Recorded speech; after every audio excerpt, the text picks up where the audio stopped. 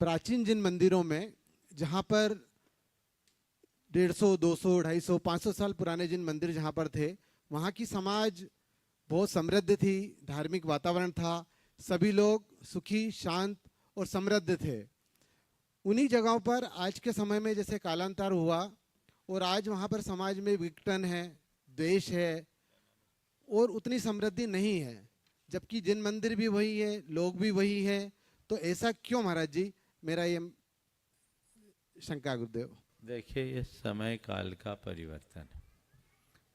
धीरे धीरे धीरे धीरे समय काल बदलता है, व्यवस्थाएं बदलती, चीज़ें बदल जाती हैं। जैसे आज पूरे देश में एक बड़ा परिवर्तन हुआ, पुराने शहर से नए शहर की ओर जाने का। पुराने हिसाब से बना हुआ तंग गलियां, मकान। अब लोग पहले घर में रहते थे, अब अलग अलग सबके लिए अपने अपने फ्लैट्स हो गए, रूम्स हो गए।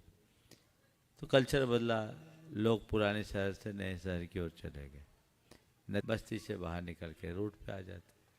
तो ये जो परिवर्तन है, गांव लोग छोड़ रहे हैं, गांव में अब निस्तार नहीं, शिक्षा आदि की व्यवस्था नहीं, अन्य चीज़ें नहीं है, तो लोग गांव से शहर की ओर जा रहे हैं। तो ये एक परिवर्तन है, इसे हमें स्वीकार करना चाहिए। इसे कोई दोष मानना मेरे समझ में नहीं आता। भले आप किसी वास्तु वालों से पूछोगे तो वो दोष ही बताएगा, लेकिन ये सब दोष है नहीं, ये परिस्थिति जन्य परिवर्तन है। दोष अलग कारण होते हैं, दोष के पीछे और भी बहुत सारी चीज़ें जुड़ती है।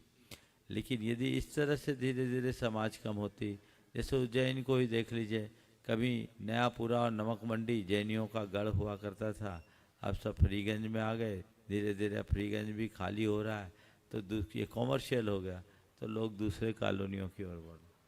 वो इंदौर शहर, सराफा, कांच मंदिर का इलाका, शीतला माता बाजार जैनियों का गढ़ हुआ करता था, अब सारे लोग वहाँ से उठकर नए इंदौर की ओर बस गए।